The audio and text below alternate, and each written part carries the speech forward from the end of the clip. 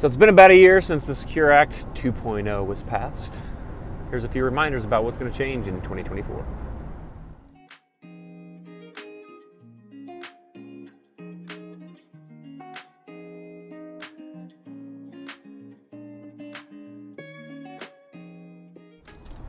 Hi, my name is Eric Blattner. I'm with Divvy Wealth Management, and today I am coming to you from my truck.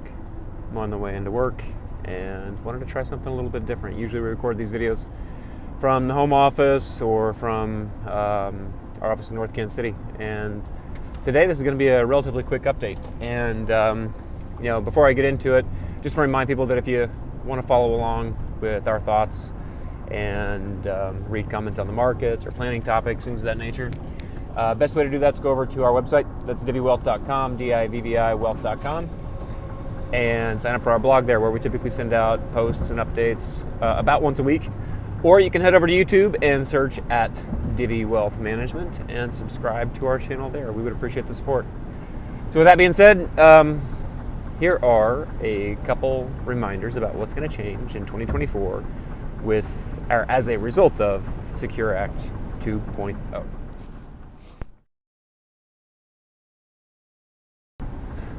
All right, first topic, 529 to Roth conversions. This is a big one for parents and grandparents. One of the biggest reasons to avoid a 529 in the past, anyway, has been, what if my kid doesn't go to school? Or what if they get scholarships? What if they qualify for grants? What if we don't need the money? Historically, it's going to be taxed, it's going to be penalized, and it's really hard to tell the future. I've got 3 kids that are ages almost 6, 9, and 11, and even the 11-year-old, I don't know what's going to happen in 7 years. Is he going to go to school? Is he going to go to trade school? He thinks he might go play basketball professionally in Europe. That seems like a long shot, but you never know. And so, forecasting the future with kids can be really, really difficult. Now there's a new provision in the basically created by the Secure Act 2.0 that allows owners of 529 accounts to roll assets into a Roth IRA in the name of the beneficiary. So this is a huge win for parents and for kids. There's a couple caveats. There's a couple little hurdles you have to clear.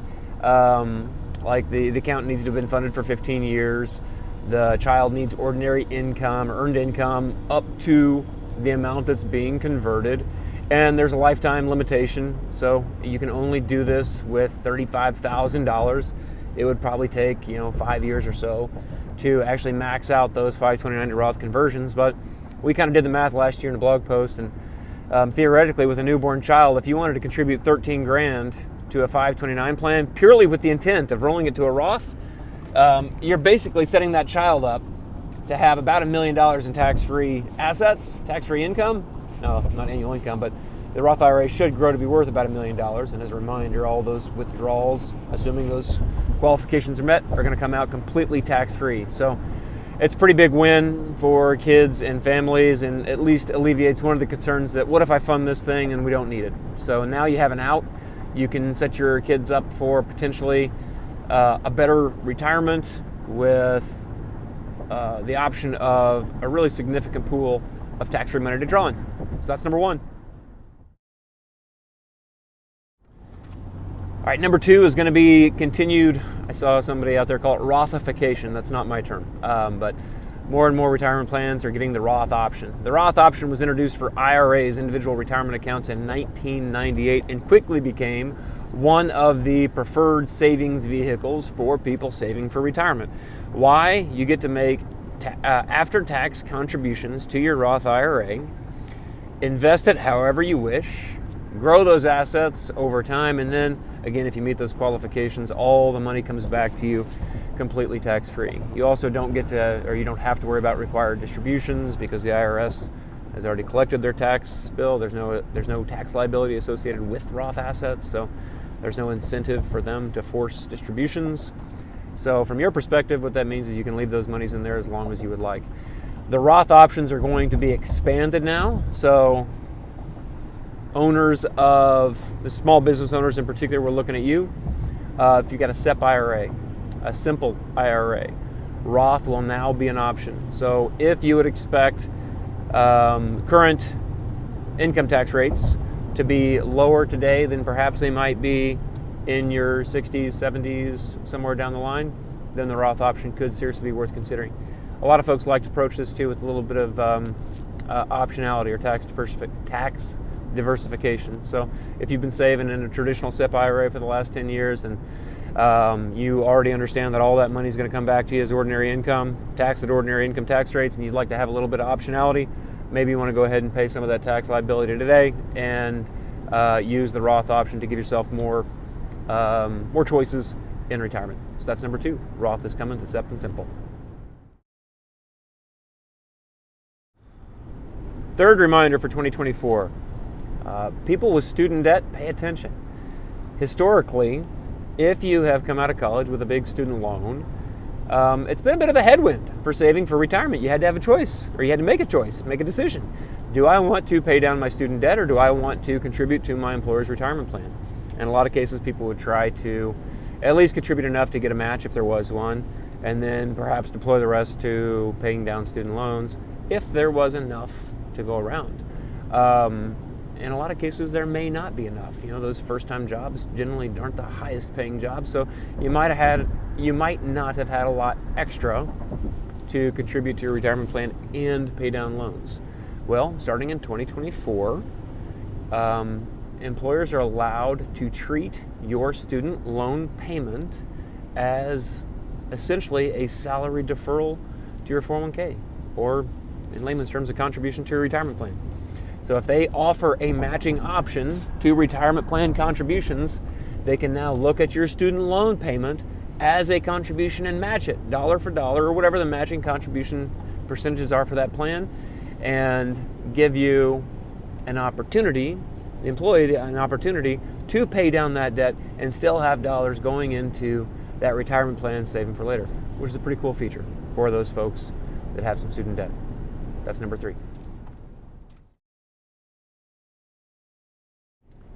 Fourth reminder with Secure Act 2.0 is for surviving spouses.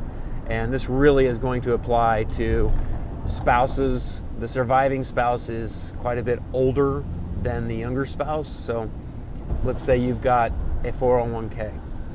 And unfortunately, the worst happens, and your spouse has a 401k, and the worst happens, and they die. Historically, when you have inherited those assets, the IRS has forced you to withdraw those assets over a certain schedule based on something called the Uniform Life Table.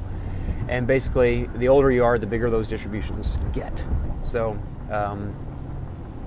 the new rule basically allows the surviving spouse to use the deceased spouse's age for determining what those distributions look like. So essentially all that means is that you, the surviving spouse, the older surviving spouse, would be able to make smaller withdrawals, smaller distributions, and ultimately owe less in income tax because you're withdrawing a smaller amount.